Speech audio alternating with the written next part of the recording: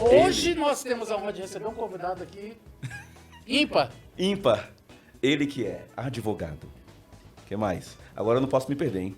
Advogado, professor, teólogo, ex-administrador, pedagogo, o que mais?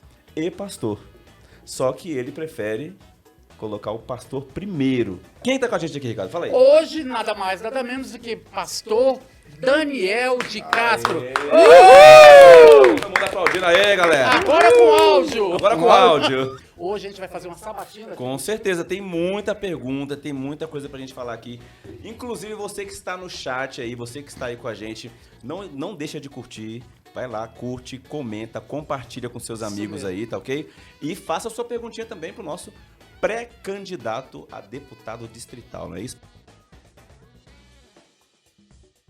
Mas eu gostei da pergunta, porque pastor, né?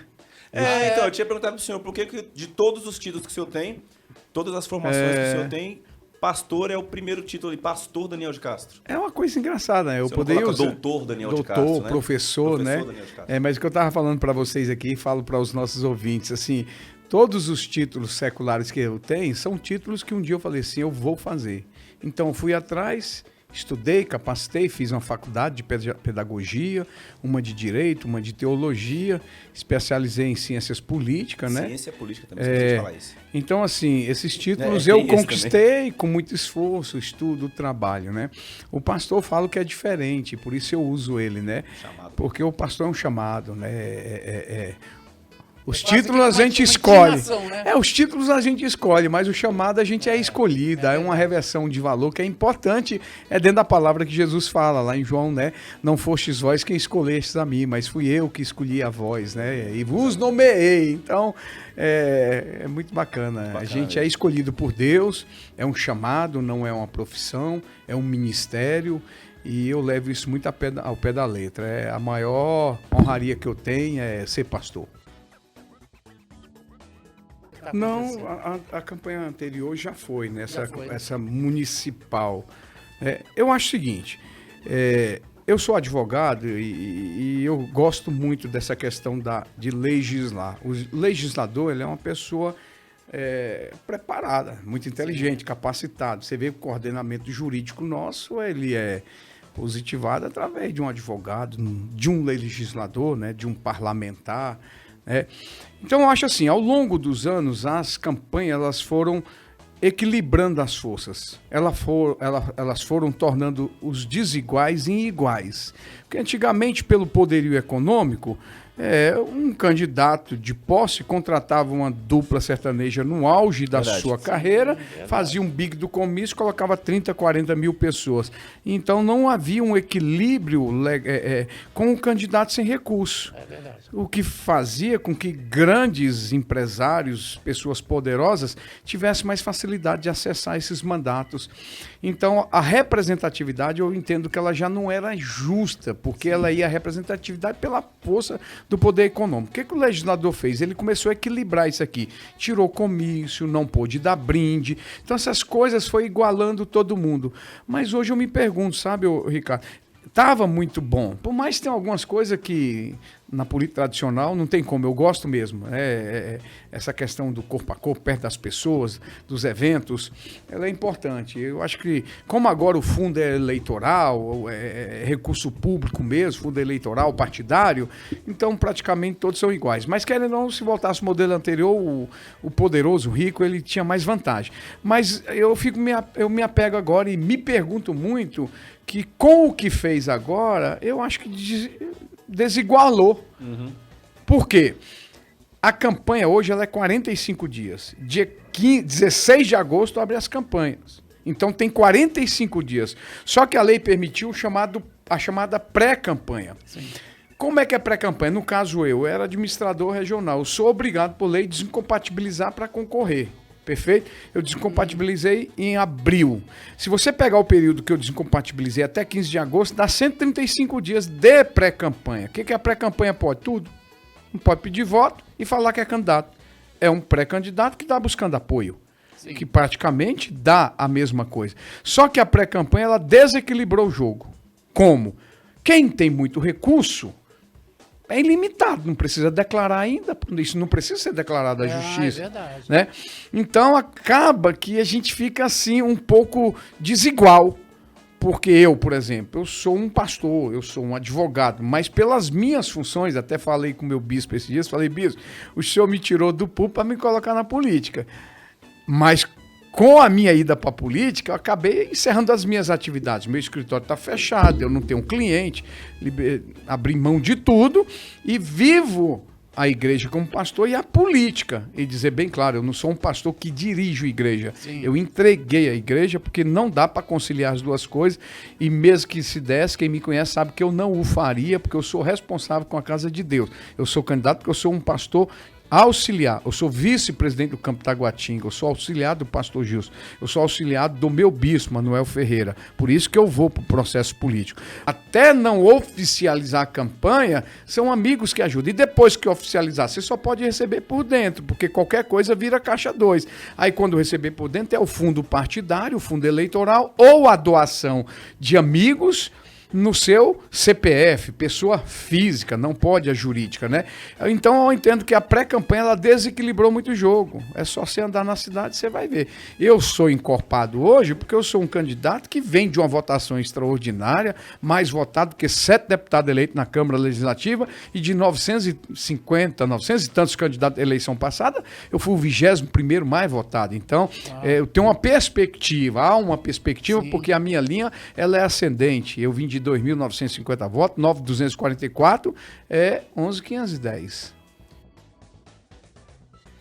Eu estudava no SEAB, eu vim do centrão do setor PSU para fazer o segundo grau no SEAB. Certo. E no SEAB eu conheci o movimento... Então, desde sempre, então, praticamente. Jordan, é tão engraçado que eu conheci o movimento estudantil. Lembro até das pessoas, a Neide, o Almir Carneiro e o Roberto Peixoto. Na verdade, eu comecei um pouco antes. Em 1986, eu voltei para senador da República com o doutor Benedito Domingos. Porque eu conheci a política através do Benedito, candidato, por conta da igreja. Certo. Aí, de 86 para cá, eu estou envolvido de 85 para cá, eu estou envolvido na política do Distrito Federal. Aí fui dirigente partidário, presidente de partido, secretário-geral. Então, nunca fiquei longe da política. Aí, a minha atividade na igreja, como líder de criança, de jovem, de adolescente, sim, e liderança de todo jeito, eu já exerci na igreja, isso acabou mostrando que eu tinha encorpação e sim, poderia ser um candidato. Eu fui convidado para ser candidato, eu fui de lá para cá. Mas eu fiquei 20 anos no bastidor, como dirigente partidário, sempre ajudando alguém e aí me capacitando. Eu acho que assim, o grande diferencial meu na política foi que eu não estagnei, eu fui me capacitar, certo, eu fui estudar, eu fiz direito eleitoral, eu fiz ciências políticas, né? Certo. Militei muito no direito, então envolvi nessas coisas, estudei muito, comi livros e me capacitei, sim, me preparei para ser alguém de bastidor, digamos assim. A minha mente era usada para outro. Até que em 2014, a minha instituição, a Assembleia de Deus, Ministério de Madureira, através do meu bispo primário, doutor Manuel Ferreira, e da liderança da igreja, resolveu pensar o meu nome para ser oficialmente o candidato de instituição. Certo. Aí eu passei a ser um candidato de instituição. Até quando eu fui apoiar ele, eu lembro que eu fiz um vídeo e declarei. Falei com o meu bispo, sim, a liderança da igreja, e declaramos apoio para ele. Ele pegou e me ligou, Jordan.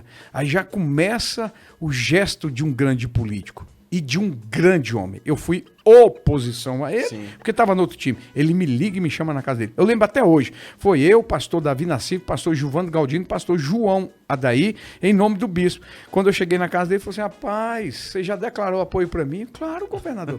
Mas você nem conversou comigo, não sei nem o que você quer, o que a gente vai discutir. Eu falei, não, eu só quero o senhor governador. Não, mas eu tenho que sentar com você. Eu quero ir no seu bispo. Falei, já, só vai amanhã, mas não é assim. Eu falei, não, é assim mesmo. Daniel, o que a gente vai conversar? Governador não tem que conversar, só tem 48%. Só falta 2% para ser governador. Você é o governador de Brasília. Eu já achei engraçado, sim, porque o jeito que ele falava, ele estava tipo assim, apontando como, claro que inteligente como ele não ia falar, não, você tinha que sentar comigo para saber aonde eu vou colocar você no governo. Você já está declarando apoio? Eu falei, não estou declarando apoio para ter nada do seu governo, até porque não sou merecedor, não tive com o senhor, tivemos entreveiro no primeiro turno. Aí ele foi ao bispo. E no bispo... Então, para quem não sabe, o senhor não apoiou o nosso governador hoje no primeiro turno. Não, apoiei O senhor apoiou só no segundo turno. O fenômeno que eu descobri na política chama Ibanez Rocha. O homem da iniciativa privada, né? Por que eu falo isso? Porque a política hoje padece. Porque a política, o que ela precisa hoje? De homens, Sim. de pessoas que sejam isso. honradas na palavra. E o Ibanez, chefe, é fera. O Ibanez é o seguinte, se ele falar uma coisa pra você vai pra casa dormir e espera acontecer, porque ele não volta atrás da palavra dele. E aí foi isso que ele me fez. Ele me fez um convite para vir para Vicente Pires. No primeiro momento eu não queria. Sim. Eu estava arrasado. Aí ele falou assim, mas eu quero ir lá conversar com o seu bispo. Ele foi conversar com o nosso bispo na igreja, a diretoria política, e ele fez esse convite ao bispo que me liberasse para ser o administrador de Vicente Pires. Ele falou, não, você trata isso com o Daniel, mas não quero ele deputado. Ele falou assim, eu vou fazer ele deputado. Mas para fazer ele eu preciso tirar um titular. Isso é um processo. Sim. Isso precisa ter muitas conversas, porque o titular acabou de ganhar. Mas vamos conversando, eu acho que dá para construir. Ele falou assim, mas deixa eu falar uma coisa pro senhor bispo. Deixa o Daniel para Vicente Pires. Vai ser muito mais importante do que ser deputado. Porque eu vou transformar uma cidade chamada Vicente Pires. Morador, 12 anos. Cidade. 12 anos. Aí o senhor conhecia Vicente Pires? Demais. Sabia como era aquela cidade. Destruída. Por isso que eu não queria vir.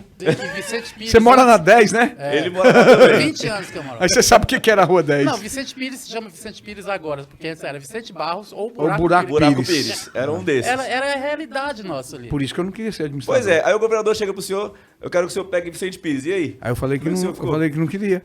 Eu falei, não, vamos arrumar. Eu vou pro governo. Eu tava indo pro governo federal. Já tinha uma grande posição por aí. Sim. Aí ele falou, vai, que você vai se dar bem. Eu vou transformar aquela cidade. Daniel, eu te dou minha palavra que nós vamos revolucionar a cidade. Claro que isso demanda tempo. Claro. Porque tudo que se destrói ao longo de anos, leva-se anos para construir. Verdade. Tudo que eu faço na vida, eu faço com intensidade. Eu faço com dedicação. Isso traz uma série de coisas ruins pra gente, né? Porque mexe em toda a estrutura da gente. Mas eu não consigo fazer nada mal feito, né? E Vicente Pires, eu falei assim, eu vou aproveitar para criar um capital político na minha vida fora da igreja, uma vez que eu tenho um governador que falou, eu vou encorpar. Não só para mim, diga de passagem. O governador, o que ele foi para mim, ele foi para todos os administradores regionais. Ele não faz acepção de pessoa, eu quero deixar claro aqui. Não sou prioritário, não pretendo ser. Agora eu tomei uma decisão. Na administração que eu sou administrador, o Ibanez vai ser o primeiro, ele vai arrebentar nessa cidade. E a força dele vai me puxar para eu ser um grande político nessa cidade. E eu fui pra rua, tinha crise, eu encarar. O Zé Humberto falava, vai pra frente e encara o morador. O governador falava isso pra ele, Daniel, encara o morador. O que você tem que falar pra ele? Verdade. Diga pra ele, ó, tem problema? Tem. Vai resolver. Eu tenho um governador que resolve. E eu fiz isso. Quando alagava as casas, eu pegava a vassoura, rodo, a mangueira, eu ia pra dentro da casa das pessoas, limpar as casas das pessoas. E não era politicagem. Deixa eu te falar, não é a política pela política. Se é pela política, eu ficava no meu escritório. Eu, como advogado, ganho mais. Se eu dedicar, eu vou ganhar muito mais do que um administrador regional. Como ele como advogado, ele não precisava do. Não preciso dele, ele doa. O meu não, que eu não dou conta, né? Eu preciso comer. Tem uma paixão envolvida. Mas assim, eu fiz disso uma experiência na minha vida. E aí o que eu fiz? Eu comecei muito a olhar todos os atos do Ibanez, o gesto, o que ele faz, né? E aí comecei a replicar isso na minha vida. Dedicação. E hoje, graças a Deus, eu amo uma cidade e eu tenho certeza que é uma cidade que ama o Ibanez e me ama também. Sim. A força do governador puxou a minha imagem de homem trabalhador, de homem dedicado. Porque tudo que eu fiz para a cidade, mas eu fiz em nome de alguém. E o nome que eu fiz foi em nome do governador. Então, precisava ele ser o maior nome da cidade. A gestão, ela é uma faculdade, então você tem que estar antenado para aprender. Em fevereiro, março, abril de 2019, isso me matava. Sim. Me consumia. O que eu aprendi com a gestão? Vou pegar a Rua 3, você trabalhou comigo lá. Desastre aquela Rua 3. Não tinha nem pra onde ir. O povo batia na gente. Mas no dia que começou a fazer asfalto, você lembra lá que eu fui lá e queria rolar no chão. Exatamente. Eu sentei no chão pra filmar contigo. Eu queria rolar e gritava. Aí foi outro jargão que eu criei, né? E o asfalto chegou!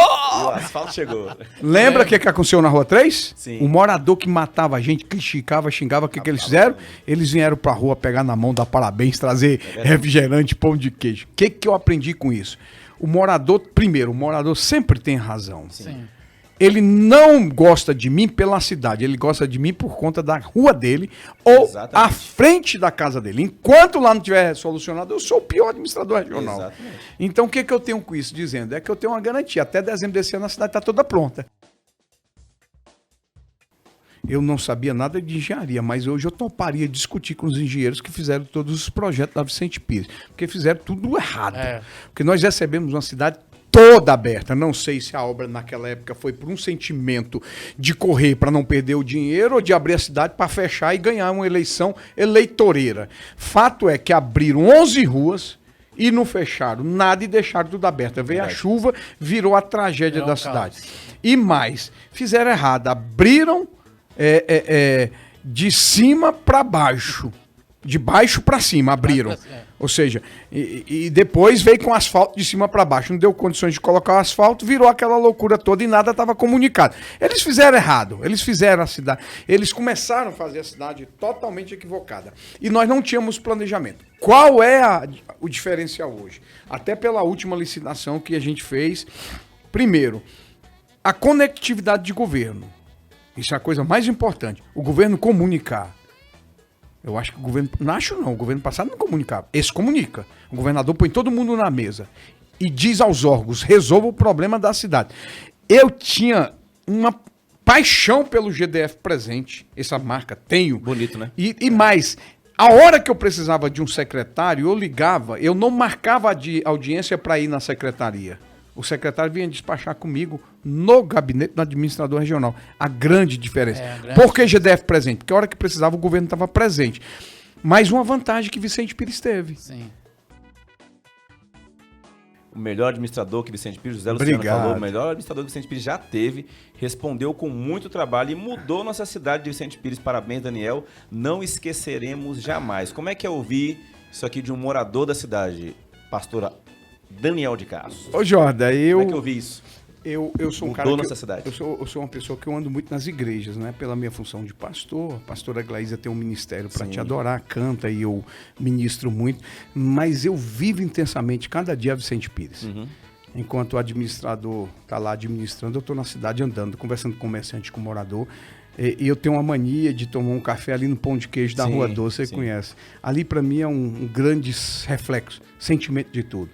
Eu sou... Cada dia mais eu tenho que apaixonar mais pela cidade e devo mais para Vicente Pires e 26 de setembro também, viu? Devo para essa cidade, porque quando eu ando nessa cidade, eu percebo tanto que o povo me abraça, o povo...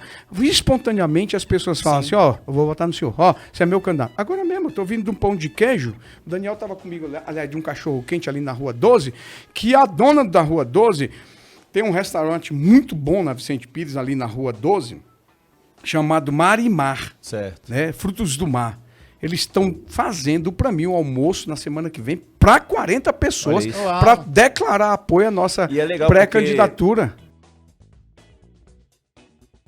Nós estamos montando todos os eixos da disputa. Certo. Claro que eu quero, além de fazer o meu, eu estou procurando fazer isso muito conectado com o próprio governador Ibanez, que eu creio que vai ser reeleito, Certo. merece. O governador Ibanez merece ser reeleito. A população precisa dar esse presente para si próprio. E aqui eu peço isso mesmo. A população precisa entender que às vezes a gente quer ruptura. Sim. Quando você faz uma ruptura sem saber o que você vai colocar, você pode quebrar uma gestão. Essa gestão é uma gestão de cronograma, de entregas, mais de 1.700 obras postas na cidade. É só andar na cidade. Então ele merece. E eu estou meio que criando essa estrutura minha ligado com o próprio governador. Até porque eu penso assim, se Deus der a graça e a população assim o quiser, quando abrir as campanhas depois do processo eleitoral e oficialmente eu me tornar um candidato e a população me escolher, eu serei um deputado que eu vou trabalhar com muita proximidade com o governador Ibanez, eu não tenho dúvida disso. Para quê?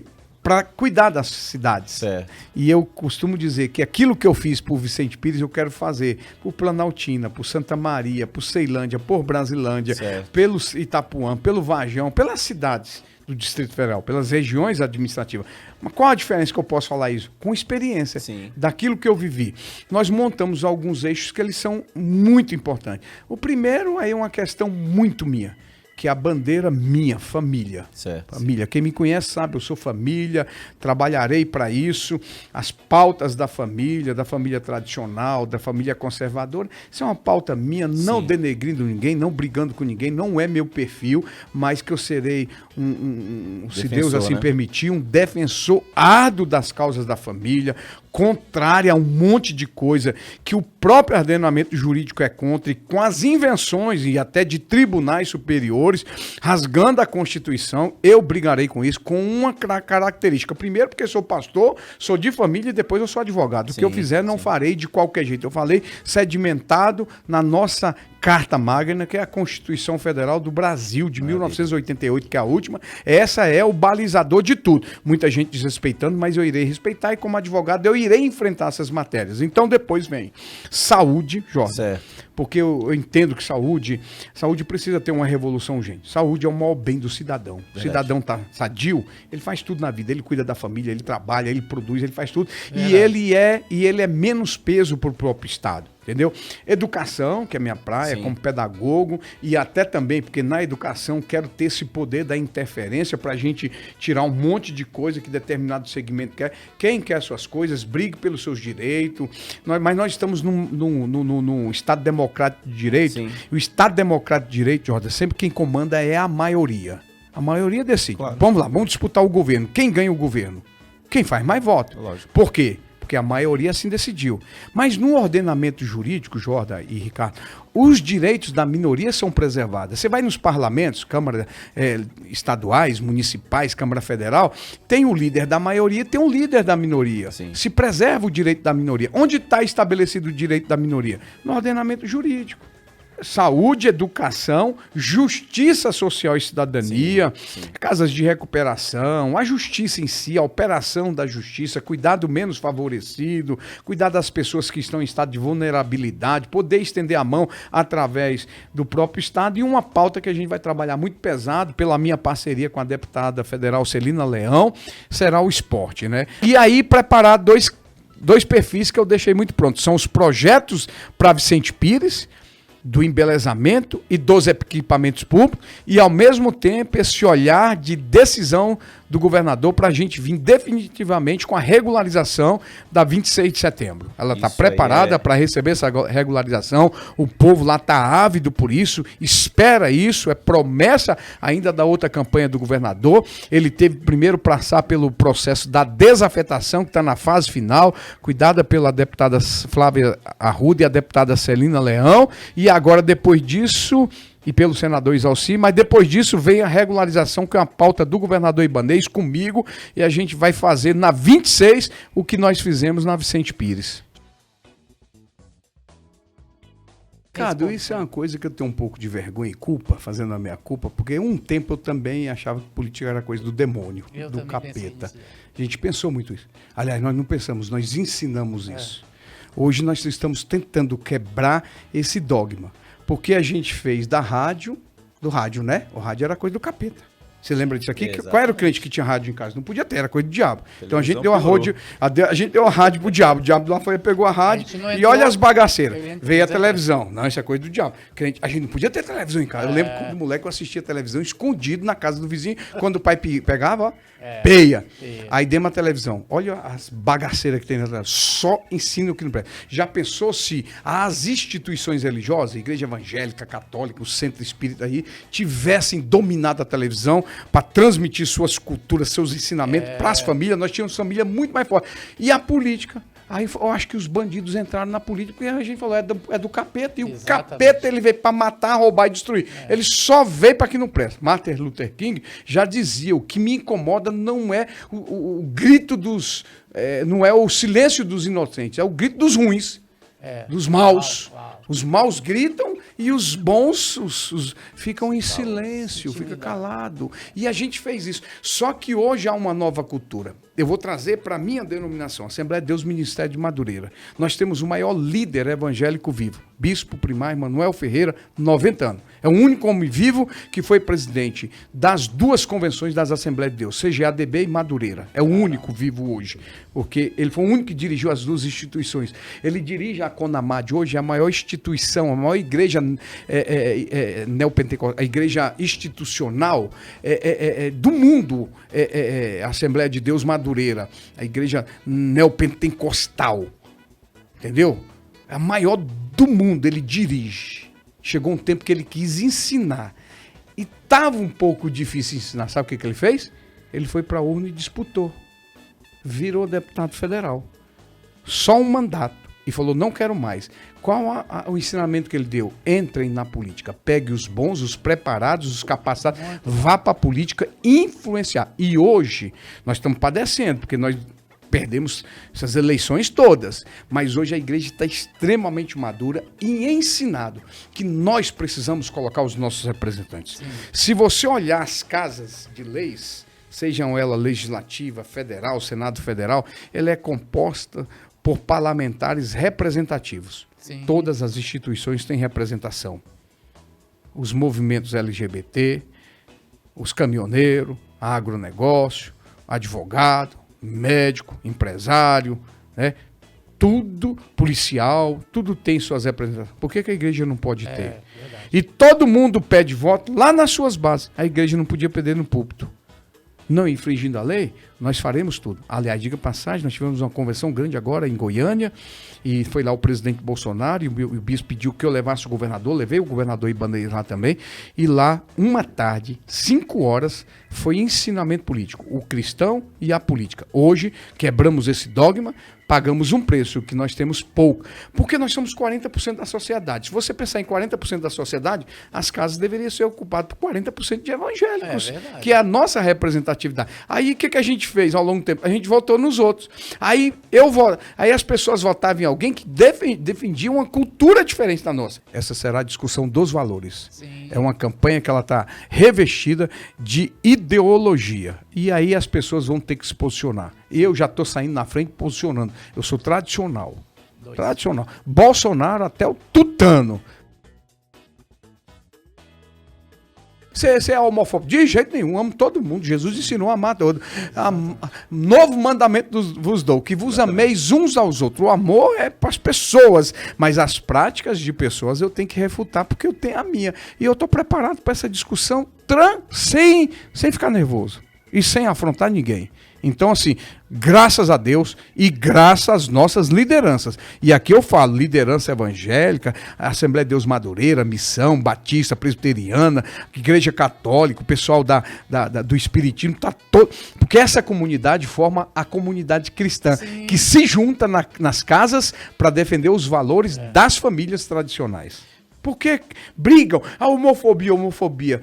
Porque quer tornar crime. Não, tem crime já. Você bater numa pessoa de um outro pensamento, do segmento LGBT por acaso, já tem o Código Penal que vai estabelecer o que é calúnia, difamação, injúria, lesão corporal, média, leve, grave, homicídio, ser qualificado. O ordenamento já protege a minoria, já está tudo protegido. Só que agora a minoria ela é muito ativista e ela quer impor à maioria o seu modelo. O modelo é definido pelo ordenamento jurídico e pela maioria. E a maioria brasileira e brasiliense, ela é cristã, judaico-cristã, ela tem sentimento da família tradicional, do pai, da mãe, dos filhos, do banheiro masculino, feminino, dessas pautas que a gente não pode... Eu não terei medo de fugir dessas pautas. Eu sou um cara que eu me posiciono e faço um enfrentamento determinado na minha regra de fé, que é a Bíblia, e na minha regra de cidadão, que é a Constituição.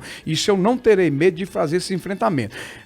Pessoas que iam lá, por exemplo, casamento de pessoas do mesmo sexo. As pessoas que votavam, que não tinham a nossa fé, ia lá e defendia. E era a pessoa eleita pela igreja. A igreja não, ela está falando, vou eleger um parlamentar e você para lá vai defender nossa instituição, trabalhar para toda a comunidade, ser representação de toda uma população, mas você tem uma fé, não esqueça, bandeira de casamento de pessoas do mesmo sexo. A igreja se posiciona ao contrário. Exatamente. Então o parlamentar sabe que chega uma pauta dessa, ele tem que ser contrário. E vai levantar juridicamente dizendo por quê. Por exemplo, vamos pensar aqui, movimento LGBT, Jordan. Certo. Há 2 anos atrás, ano da pandemia, o que eles fizeram? E para eles não é crime. Agora, se eu falar alguma coisa contra, não pessoa, mas o movimento, eu sou considerado homofóbico, eles me matam. Mas eles esqueceram que eles pegaram um homem vestido de diabo, outro vestido de Jesus. E pegou o diabo, arrastou Jesus na passarela do samba, zombando de nós cristãos. Mas isso deveria, sim, eles deveriam responder criminalmente. Agora eles fazem tudo, isso tudo é arte. Não discriminando pessoas de maneira nenhuma, mas dizendo qual é a minha fé, qual é meu papel, qual é meu pensamento. E hoje a igreja está preparada para isso. É simples, eu vou dar uma resposta. Qual seria o É retrocesso? fácil. Eu tenho esse mapa e eu ando nas igrejas apontando. Você pega o mapa da América Latina. Certo. Só tem Brasil e Equador, que não é pintado com vermelho. O resto tudo é vermelho. Significa Certo. que a esquerda dominou. É simples. Vá lá na Venezuela, 95%, pelo menos foi o último dado que eu vi, e eu estou olhando, falando o que eu vi nas redes sociais, da população é pobre. Sim. O bilionário da Venezuela virou pobre. Esses sistemas, eles estão ruindo, porque eles quebram valores. O que é das pessoas vira do Estado. O Estado comanda. Mas quem comanda o Estado? É só a cabeça, só os que estão no poder. Eles vivem nababescamente em seus palácios, seus dinheiros, mandem tudo, e se vira a população, toma de tudo para dar para outros, isso vira uma anarquia. Porque quando você quebra valores, você quebra estruturas de Estado, de cidade, de nação. Você quebra a estrutura que sustenta, são pilares que sustentam uma nação, uma cidade. Esses pilares, eles não podem ser... A Bíblia fala isso, né? Não remover marcos antigos. Sim. Então, quando você quebra essas coisas, você está trazendo a anarquia. Você que assistiu o vídeo, gostou, Pré-candidato. manda para outro. Pré-candidato. Pré-candidato, vamos deixar claro aqui. Tamo junto, brigadão, Deus abençoe vocês aí. Ricardo, valeu. Valeu.